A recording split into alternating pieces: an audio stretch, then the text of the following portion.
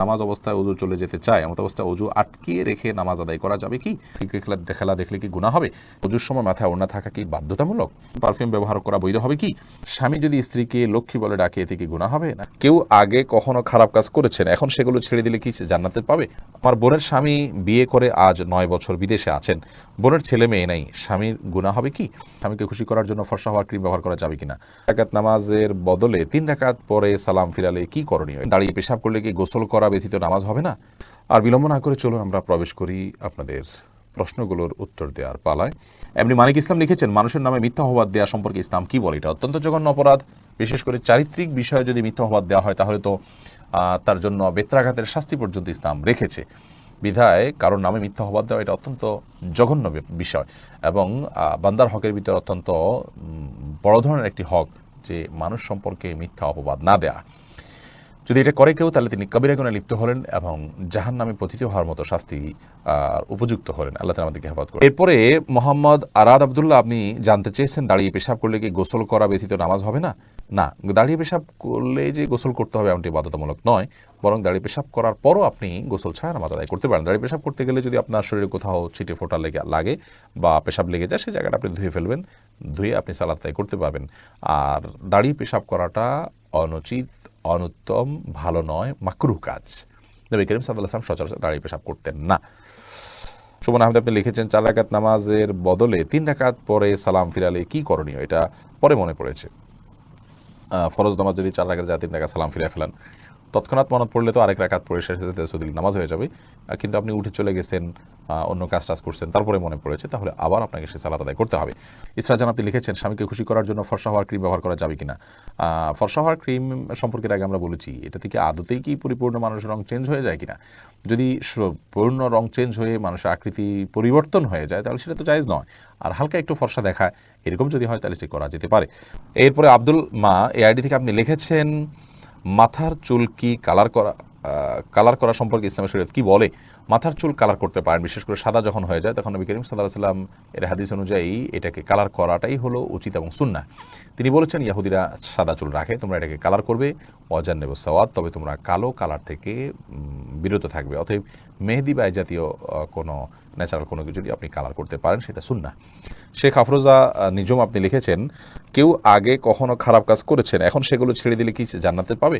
অবশ্যই সেগুলো ছেড়ে দিয়ে সেগুলোর জন্য যদি আল্লাহর কাছে মাপ চান, তওবা করেন, ইনশাআল্লাহ বিদিনিল্লাহ আপনি তার মধ্যে দিয়ে তিনি জান্নাতে যেতে পারেন। এমনি সুজন মিয়া, আপনি লিখেছেন, কাতার থেকে দেখছি, ধন্যবাদ আপনাকে।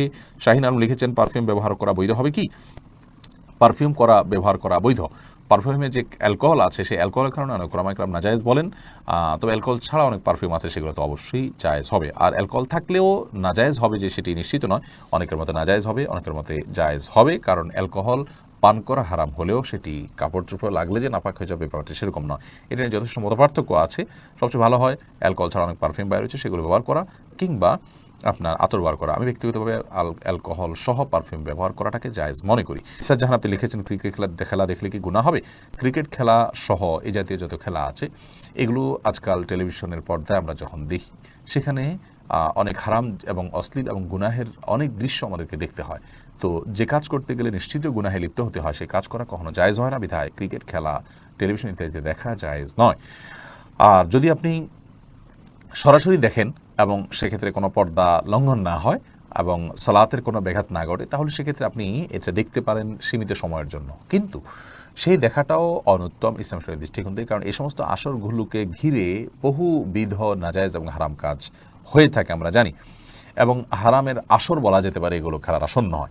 তো এ ধরনের খেলাধুলাকে ইসলাম শরীয়ত প্রথমত সমর্থন করে না, দ্বিতীয়ত সেগুলো দেখতে গিয়ে আপনি সময় দিবেন এবং এগুলো দেখতে গিয়ে সালাতের জামাত এগুলো ছুটে যায়, সেটাই আমাদের সমাজের বাস্তব এবং আপনার নিয়মিত চিত্র।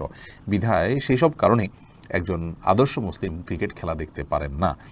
আনিকা, আপনি লিখেছেন, আমার বোনের স্বামী বিয়ে করে আজ 9 বছর বিদেশে আছেন, বোনের ছেলে মেয়ে নেই, স্বামীর গুনাহ হবে কি? অবশ্যই গুনাহ হবে। যদি তার স্ত্রীর এক্ষেত্রে আপত্তি থাকে, তিনি গুনাহ থেকে বেঁচে থাকা তার জন্য কষ্টের হয়, তার হক আদায় করছেন না, সেজন্য তিনি গুনাহগার হবেন। অর্থের লিপ্সে আমরা অনেকেই প্রবাসে দীর্ঘ সময় কাটিয়ে থাকি, স্ত্রীর হক আদায় করি না, এটি অত্যন্ত গুনাহের কথা। স্ত্রীকে নানা কথা আমরা বুঝিয়ে থাকি, কিন্তু তিনি মানুষ, তার চাহিদা আছে, তার হক আছে, সে হকগুলো আদায় করা উচিত এবং দীর্ঘ সময় একান্ত কোনো বিপদগ্রস্ত না হলে, একান্ত কোনো কেউ যদি ফেসে না গিয়ে থাকেন যে তিনি আসার কোনো উপায় নাই, এরকম যদি না হয় তাহলে এমনটি করা উচিত না, তিনি অবশ্যই গুনাহগার হবেন এর কারণে। আয়েশা আক্তার দারুদ্দোলান আপনি লিখেছেন পারফিউম ব্যবহার করা মহিলাদের জন্য হারাম, কিন্তু বাইরে যাওয়ার পর অনেকের ঘামের গন্ধ আসে, এটা অনেকের অসুবিধা হয়, সেক্ষেত্রে করণীয় কি? তাহলে সেক্ষেত্রে ঘামের গন্ধ যাতে না আসে সেই পরিমাণ হালকা, যেটা দূরের অন্য কোনো মানুষের নাক পর্যন্ত যায় না, জাস্ট দুর্গন্ধ দূর করতে পারে, এইটুকু আপনি ব্যবহার করবেন। এমনি সাকিব মাতব্বর লিখেছে নামাজ অবস্থায় অজু চলে যেতে চায়, এমন অবস্থায় অজু আটকিয়ে রেখে নামাজ আদায় করা যাবে কি?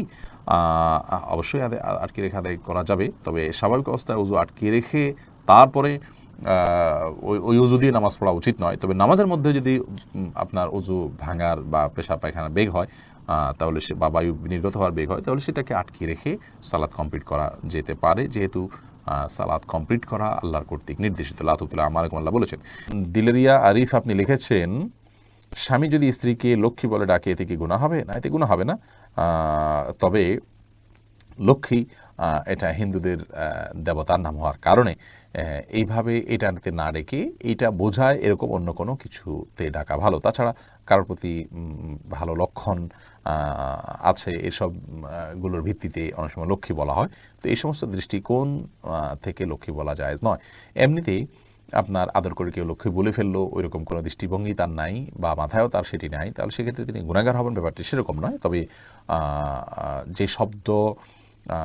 যে শব্দের ব্যবহার ভিন্নধর্মী মানুষরা বিভিন্ন বিশ্বাস থেকে করে থাকে, সেটার বিকল্প শব্দ থাকলে আমরা সেটি ব্যবহার করা অবশ্যই ভালো। এরপরে প্রশ্ন করেছেন হাবিবা, আপনি লিখেছেন অজুর সময় মাথায় ওড়না থাকা কি বাধ্যতামূলক?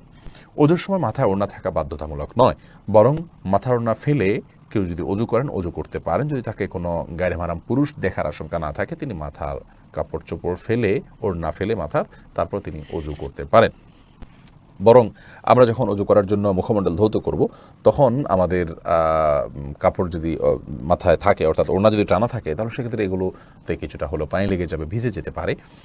তো এই জন্য মাথার ওড়না না রেখে অজু করা যাবে। যদি মাথার ওড়না রেখে আপনি অজু করেন এবং আপনার ওড়না খুব একটা না ভেজে আপনার অসুবিধা না হয়, আপনি করতে পারেন। মাসা করার ক্ষেত্রে আপনাকে মাথার কাপড়ের নিচ দিয়ে মাসা করতে হবে, কারণ মাথার ওড়নার উপর দিয়ে মাসা করলে সে মাসা বিশুদ্ধ হবে না। এটাই হলো জমহুর এবং বেশিরভাগ ওলামা একরাম, ফোকাহ একরামের মত।